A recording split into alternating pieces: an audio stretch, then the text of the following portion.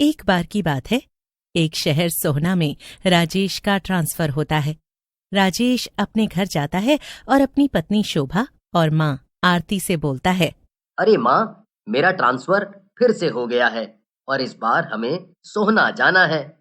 राजेश की बात सुनकर आरती गुस्से में बोलती है, पता नहीं कौन सी नौकरी करता है तू।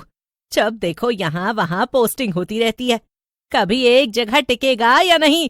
मुझे तो लगता है तेरी कंपनी नहीं, बंजारों की टोली है, टोली। आरती की बात सुनकर राजेश हंसने लगता है। फिर राजेश, आरती और शोभा सोहना चले जाते हैं। सोहना में राजेश किराए पर एक घर लेता है। घर बहुत ही बड़ा होता है और शहर से दूर होता है। घर को देखकर शोभा खुश हो जाती है। अरे वाह, ये तो बड़ा ही सुंदर घर है और कितना बड़ा भी है। यहाँ रहने में तो मजा आ जाएगा। मैं इस घर को खूब सजाऊंगी। शोभा और राजेश नए घर को देख देख कर खुश हो रहे होते हैं, लेकिन आरती राजेश से बोलती है, तेरे को अकल वकल है कि नहीं? ये कहाँ जंगल में घर ले लिया? यहाँ हम रहेंगे कैसे? हैं? तू तो सुबह बाबू बनकर ऑफिस चला जाएगा, फंसेंगे तो हम दोनों।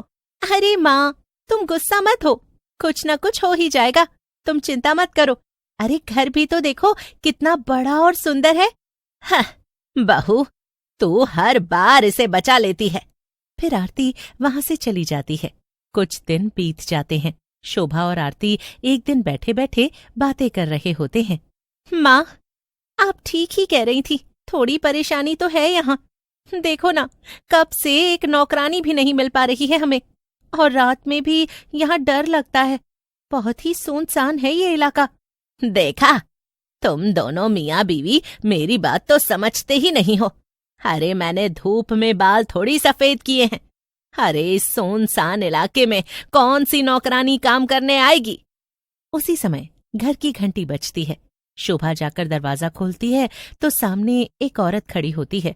वो औरत शोभा से बोलती है, जी मेम साहब, मेरा नाम मुनिया है और मैं काम वाली हूँ। काम की तलाश कर रही हूँ। आपके पास कोई काम है क्या? काम वाली की बात सुनकर शोभा मन ही मन खुश हो जाती है और आरती को बुलाती है। अरे माँ जी, सुनो, देखो तो नौकरानी आई है, आकर इससे काम की बात कर लो ना। अरे रख ले पैसे पूछकर, मैं मना कर दूंगी तो क्या नहीं रखेगी तू नौकरानी? वैसे भी एक काम तेरे से ठीक से नहीं होता। फिर आरती के कहने पर शोभा काम वाली को काम पर रख लेती है और उसे घर के अंदर रसोई में ले जाती है। देखो मुनिया, ये हमारी रसोई है और तुम्हें बर्तन यहीं धोने पड़ेंगे। मालकिन, मुझे पता है आपकी किचन कहाँ है और कौन सा कमरा कहाँ है। मुनिया की बात सुनकर शोभा घबरा जाती है। तुम्हें कैसे पता कि कौन सा कमरा कहाँ है? तुम कोई अंतर्यामी हो? शोभा को यूं घबराते देख मुनिया हंसते हुए कहती है, अरे मालकिन, आप ही ना फिजूल में घबरा रही हैं। मैं पहले भी इस घर में काम कर चुकी हूँ। आपसे पहले यहाँ एक साहब रहते थे। मुनिया की बात सुनकर शोभा का डर खत्म हो जाता है और वो मुनिया से कहती है, अरे मुनिया, तूने तो मुझे डरा ही दिया था। चल, खैर कोई बात नहीं, अभी तू बर्तन साफ कर ले, मैं अभी माँ जी से मिलकर आती हूँ।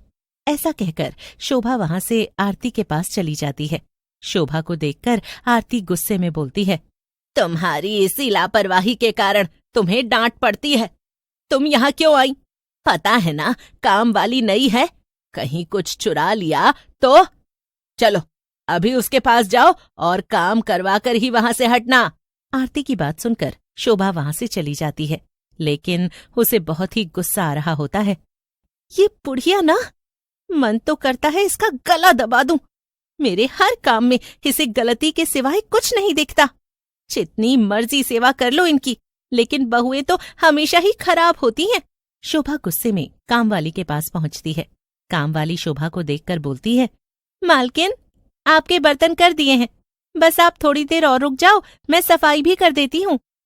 शोभा बहुत सारे गंदे बर्तन देकर गई थी। इतनी जल्दी बर्तनों को साफ देखकर वो मुनिया से कहती है, मुनिया, तूने बर्तन साफ भी किए हैं या सिर्फ पानी से ही निकाला है? बड़े तेज हाथ हैं तेरे तो। फिर मुनिया सफाई करके वहां से चली जाती है।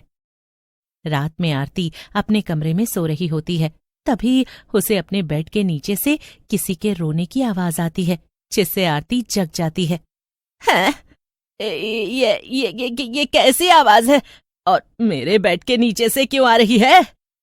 आरती नीचे झांक कर देखती है और नीचे देखते ही वो घबरा जाती है, क्योंकि बेड के नीचे एक औरत की लाश पड़ी होती है। मर गई रे! अरे, यहाँ मेरे बेड के नीचे लाश है, मुझे बचाओ! और भागते हुए शोभा और राजेश के कमरे का दरवाजा खटखटाती है। आरती का चिल्लाना सुनकर शोभा और राजेश उठ जाते हैं। तुम दोनों यहाँ घोड़े बेचकर सोते रहो, माँ चाहे मर जाए, लेकिन तुम दोनों की नींद नहीं खराब होनी चाहिए। आरती की बात सुनकर राजेश उसके कमरे में जाता है, लेकिन वहां उसे कोई नहीं दिखता। ये देखकर राजेश बोलता है, माँ तुम भी बहुत जल्दी घबरा जाती हो, देखो कहाँ है लाश, यहाँ तो कोई भी नहीं है। नहीं राजेश बेटा, मैंने उस औरत की लाश को यहीं देखा था, मैं इतनी बड़ी गलती नहीं कर सकती।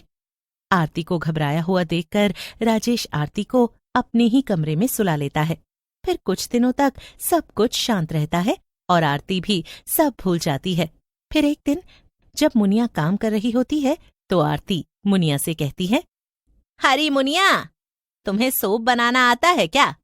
बहुत दिनों से मन कर रहा है। मेरी बहू को तो खाना बनाना भी नहीं आता। आरती की बात सुनकर मुनिया हंसने लगती है और बोलती है, अरे माँ जी, मुझे तो ऐसा सूप बनाना आता है जिसे पीने के बाद आपको कुछ और अच्छा ही नहीं लगेगा। मैं अभी बनाकर लाती हूँ। आरती राजेश और शोभा को अपने साथ हुई सारी बात बताती है, जिसे सुनकर राजेश और शोभा भी घबरा जाते हैं। फिर अगले दिन राजेश के जाने के बाद शोभा वहां से सीधा रिया के घर जाती है और उससे बोलती है, रिया बहन, इस काम वाली के चक्कर में हमारी शांति चली गई है। आप सच सच बताओ, ये क्या बला है? शोभा की बात सुनकर रिया शोभा को मुनिया के बारे में बताने लगती है। दरअसल इस घर में एक सेठ रहा करता था। सेठ को अपनी नौकरानी मुनिया से प्यार हो गया, लेकिन ये बात उसकी पत्नी को पता चली तो उसने इस नौकरानी और सेठ दोनों को मार डाला। रिया की बात सुनकर शोभा की दिलचस्पी और भी ज्यादा बढ़ जाती है और वो रिया से कहती है, चलो ये तो ठीक है कि ये मुनिया वो नौकरानी है, लेकिन वो मालकिन कौन है जिसने अपने पति और मुनिया को मारा?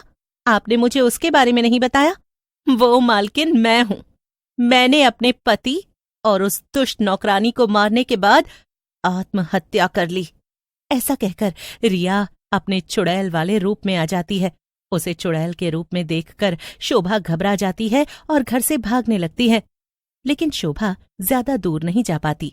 चुड़ैल यानी रिया उसके सामने आकर खड़ी हो जाती है और बोलती है, देखो शोभा, मुझसे घबराओ मत। मैं उस चुड़ैल की वजह से इस पृथ्वी लोक से नहीं जा पा रही हूँ। उसने मुझे बंदी बना रखा है। तुम चिंता मत करो, इस मुनिया की बच्ची को मैं मजा चखाऊंगी। ऐसा कहकर शोभा एक तांत्रिक के पास जाती है और उन्हें चुड़ैल के बारे में सब कुछ बताती है। तांत्रिक से बात करके शोभा अपने घर में जाती है। मुनिया वहां खड़ी होती है और बोलती है, अरे दीदी, कहाँ चली गई थी तुम? कब से मैं तुम्हारा इंतजार कर रही थी। चलो बताओ, क्या काम करना है? मुनिया की बात सुनकर शोभा बोलती है, मुनिया, ज्यादा बनने की जरूरत नहीं है, मुझे पता है ये सब तू कर रही है।